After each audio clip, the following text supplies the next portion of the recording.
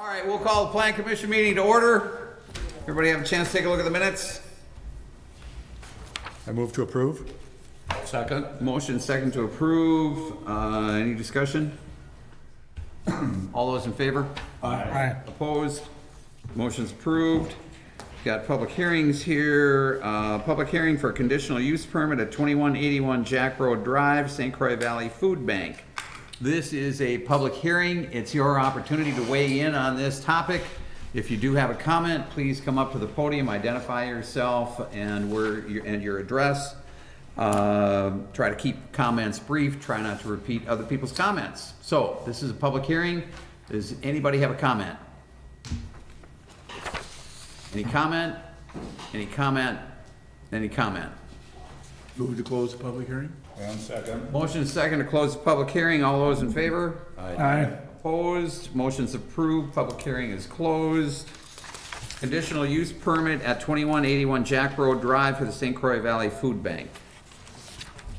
All right, the applicant, on behalf of the business owner, has requested a conditional use permit via Chapter 255-48E1 to develop a driveway curb cut greater than 32 feet inches wide at their site in the East Business Park.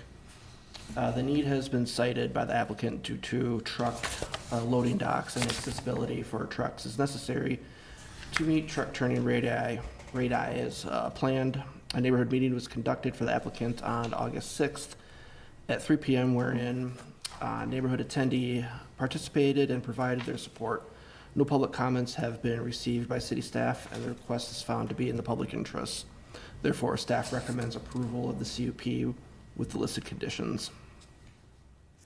So move with conditions. And I'll second, and I think that's a good idea. They do the wide curb cuts, especially for trucks, so. No. All right, so we have motion and second for approval. Discussion? Quick question, are these in that area, does this often happen where the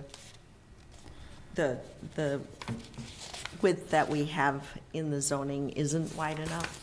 Generally, yeah, in the industrial park areas, when they do have some loading docks or needs for loading docks, Sure. yeah, they tend to need wider, Yeah. usually about 40 feet is what they seek. I was wondering if that might come up down the road as part of our zoning.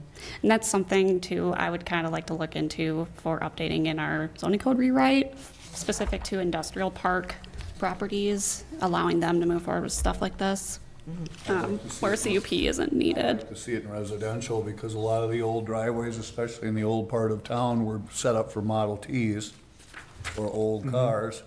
Well, And buggies. Susie knows this more than anybody. I mean, the access to the driveways are tiny. And I mean, if you got a new Tesla and you jump the curb on that and then you bang the body coming down, you don't think it's very funny. And it's all because of those restricted accesses in the old part of town. I mean, nobody did anything wrong, it's just everything's changed. That's all. And I guess the only thing I'm thinking is if somebody needs to widen their driveway out, just make it easy for them to do it. I mean, they're helping everybody. Yeah. So, anyway, that's at a future date, but I concur with just that overall thinking.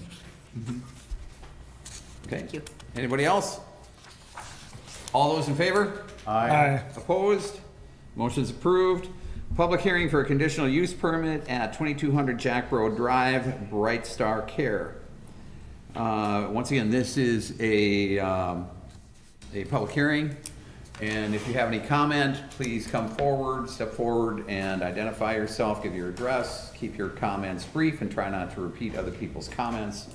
I should have checked before if we have anybody on Zoom, do we? We have one, but she didn't raise her hand before and Okay, didn't so turn off the mic. for anybody on Zoom, if you have a comment here, please raise your hand electronically and we will get to you. So, once again, this is a public hearing. Does anybody have a comment? Any comment? Any comment? Any comment? Move to close public hearing. Second. The motion is second to close the public hearing. All those in favor? Aye. Opposed? Motion's approved. Public hearing is closed. Conditional use permit and concept development plans at 2200 Jack Road Drive, Bright Star Care. The applicant, on behalf of the business owner, has requested a conditional use permit and provided concept development plans to construct and operate a multi-tenant business office in an I-1 light industrial district. The concept plan proposes a 4,200 square foot building connected to a 4,000 square foot light industrial office building and provides 39 parking stalls. A future expansion of both the building and the parking area is shown as a possibility, but it's not in the formal review process at this time. Staff would recommend approval of the concept plans and the CUP for Bright Star Care, noting the listed conditions. So moved. Second. Okay, you have a motion and a second to approve. Discussion? With city conditions, of course. Right. Discussion? What are they doing there, may I ask? Like, what is their business? Yes. So I believe it's providing mobile nursing care. Oh, I think, is the applicant here tonight that they could speak on behalf of that? well, it's nice to know what you're saying yes to. That's right. I'm Tyler Westfield with Studio EA, representing Bright Star Care. So they are basically like a home health company. So they have nursing staff and therapists that go out into the community to somebody in their home that needs help. They're currently here in Hudson with a small outfit, and then their main headquarters in Lake Elmo. So they're expanding into a more, So do they hire locally then too? they do hire locally, yep. So, and I believe they're always hiring, so it's a good opportunity for jobs. Welcome to Hudson. All right. All right, anybody else? All those in favor? Aye. Opposed? Motion's approved. Public hearing for conditional use permit, Bella Rose Master Plan Amendment for 585 Annabelle Way for health development. Once again, it's a public hearing.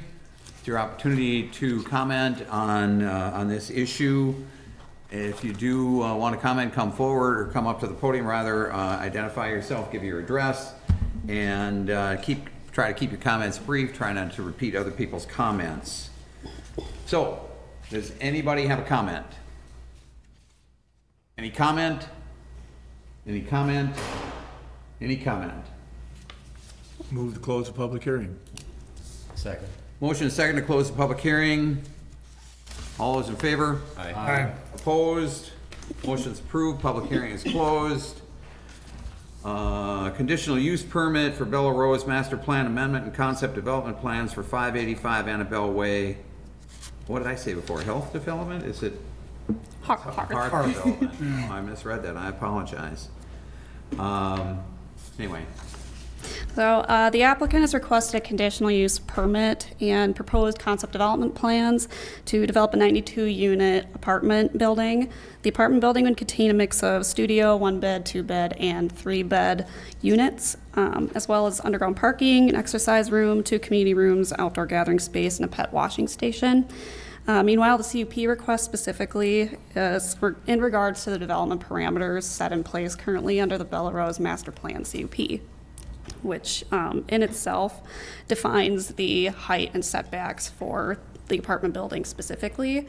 You'll note in your staff report, there is a table that's provided that dictates what specifically those parameters are, noting the height maximum currently is 45 feet and setbacks are set at 50. For rear yard, but the applicant is looking to get some adjustments for that for this second apartment building. In regards to height, they want to update that to 46 feet, and for the rear yard setback, they want to make it 41 feet, I believe, 40 feet, down to 40 feet. But yeah, in regards to the neighborhood meeting that was held for this CUP, some residents did come, but none, from what we could gather, voiced opposition to it, and neither did staff receive any commentary against this. As far as the needs go for the conditional use permit, staff is supportive of this request, specifically because some of the parameters for building this second apartment building kind of goes against, not against, it's the way the previous building was set up at the apartment complex to the north of this kind of messed with the grading of the site. And so the way they have to build this one is set it a little closer to the other apartment building to set it away from the residential properties to acquire for stormwater storage space. Then the height of the building, they're just trying to match the roof pitches to what the current apartment building looks like. They want to match it, essentially, is what they're doing. Is the new building gonna be the same height as the other building, or is it be at a different elevation? So it's set a little lower, Lower. So an actual height then? but the has to- actual height's going to be a little taller Than the other one? than the other Than the one, existing one? than the existing one. But it'll appear to be the same. But it'll appear to be the same because it'll have the same As a pitch city of logo. roof. I don't see how the setback is only gonna affect them internally as far as, you know, the size of the lot and how close the building is to each other. I read that part of it. Yep. I don't see what they're obstructing on site or anything on height either. I guess my personal opinion is I don't have any problem with the whole thing, so I would vote to approve with city conditions. You move? I move, excuse me, to recommend yes with city conditions for approval. I'll second it. All right, we have a motion and a second to approve. Any discussion? Question on the setbacks with the reducing it by 10 feet. Yep. So the setback would normally be 50 feet off each building. So By the way reducing it, the what is the impact of that? What things that should be able to occur wouldn't be able to occur? What's the theory behind the 50 feet? you mean the purpose behind why they need the reduction? No, the purpose of it being 50 feet in our code, Oh, like why was it set at 50? correct?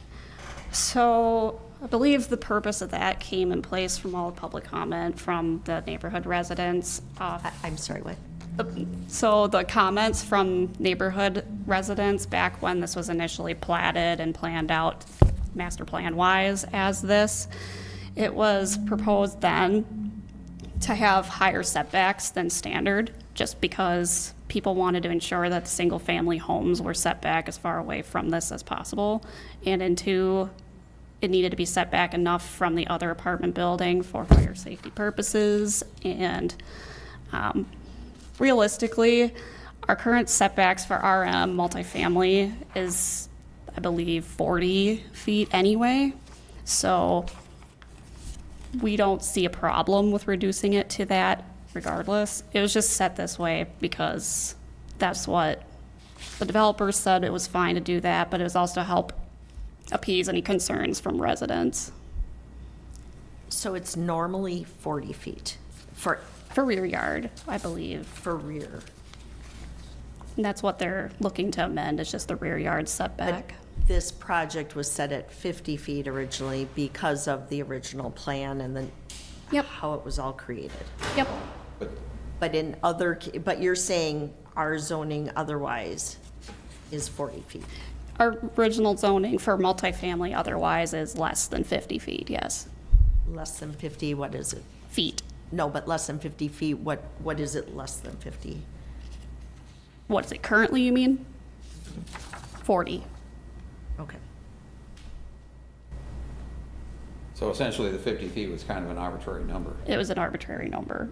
It didn't have like a scientific reasoning behind why it was chosen. It was the number that was settled upon back when this was master planned. Okay.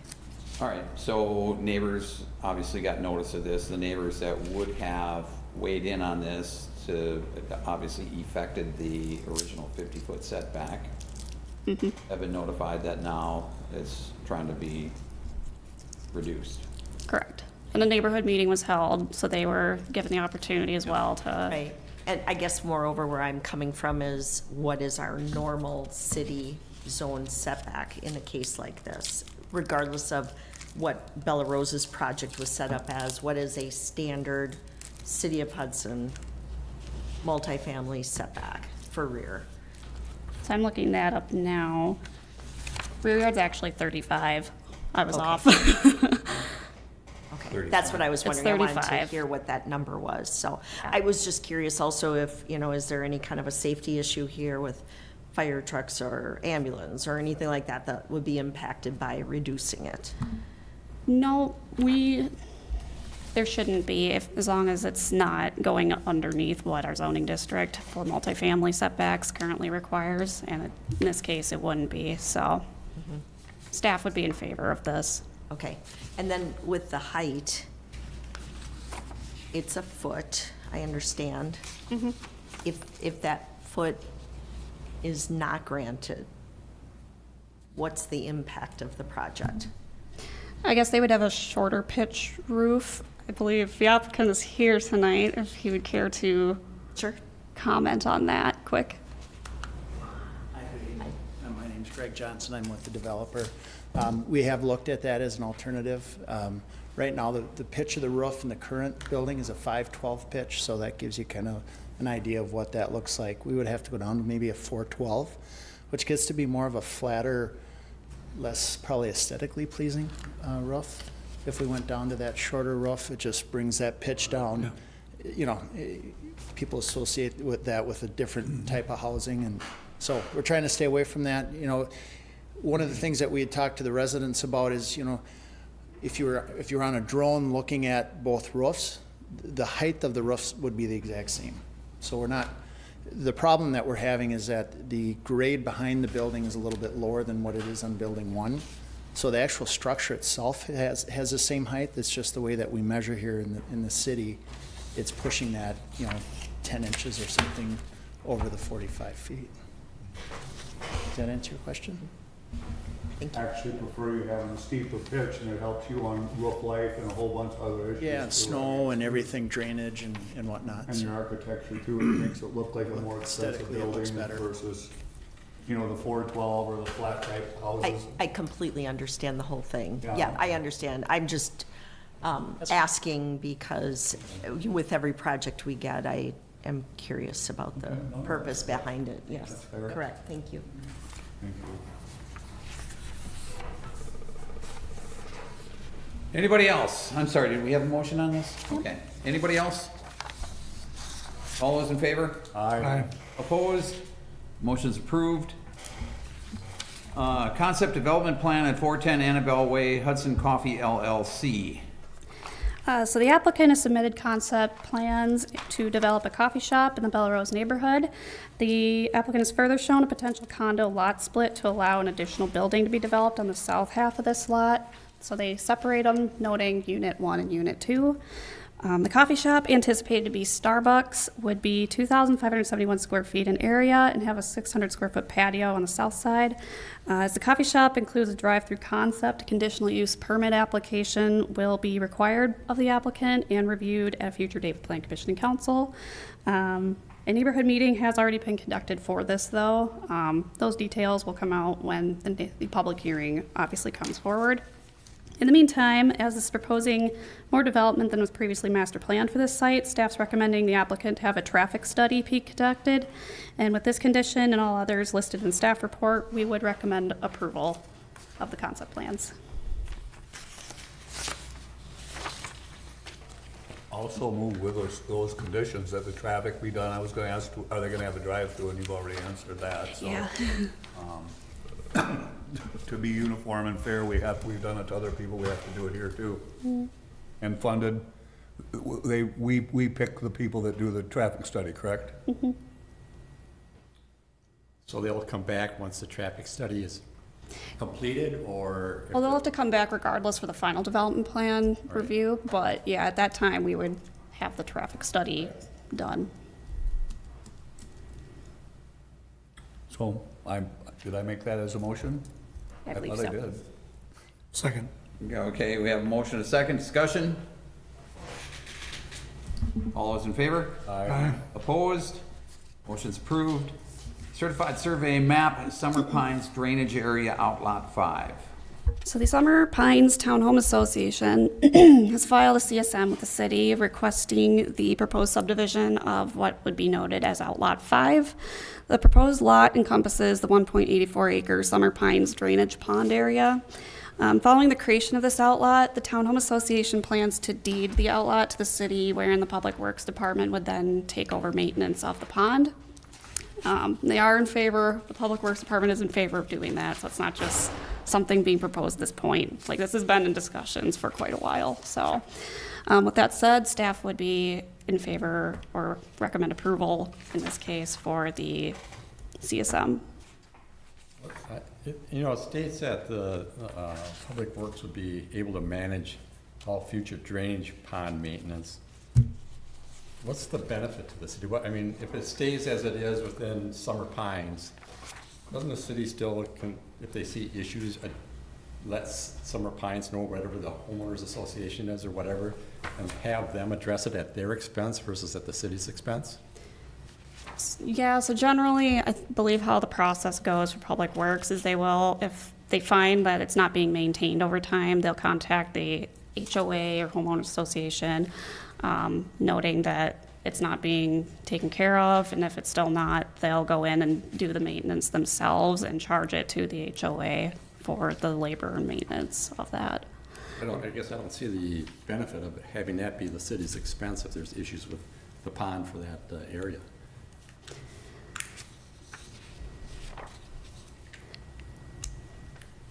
I mean, we're taking on a liability that is currently not ours, correct? Us being the city is taking on a liability, maintaining this pond that is currently not their liability, which now is the liability of the neighborhood. Trying to think if I believe the deed for this, it would be deeded to the city, but there would still be some deed restrictions in place where costs for that maintenance would still be under the HOA to cover. We'll just do the labor for them. We need to know that then, please. Yep. Historically, Roger, we never, those things have not been done in the city, our stormwater ponds, and I believe now it's mandated by state or federal that we clean those and keep them up. City does or homeowner does? The city, City does. The city does? Okay. I mean, in fact, they're going through the process right now. I don't know how many they've done, but, you know, but I don't know, to your question, I don't know how many drainage ponds. We have one in our neighborhood, and I have probably noted that this, and I don't keep an eye on it, but I can say maybe once or twice in the 30 years I've lived there, they've actually gone down there and cleaned out. There's a drain that goes to another underneath Wisconsin Street that got cleaned out. I don't think it's ever been. the city or your association? The city, we're not in an association right now. Okay. It's never been dredged out, so I mean, there's no depth to it whatsoever anymore, but. Well, I mean, that's part of I'm pretty sure that's part of the system that they're doing.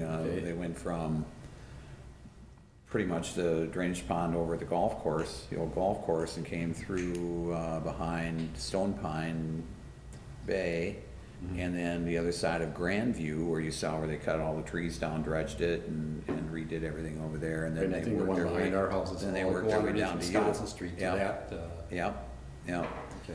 So, but I don't know, so I don't think that there are any ponds that the city's not responsible for in the I city. don't think so. But to Other your than this point, we're one. taking on another one.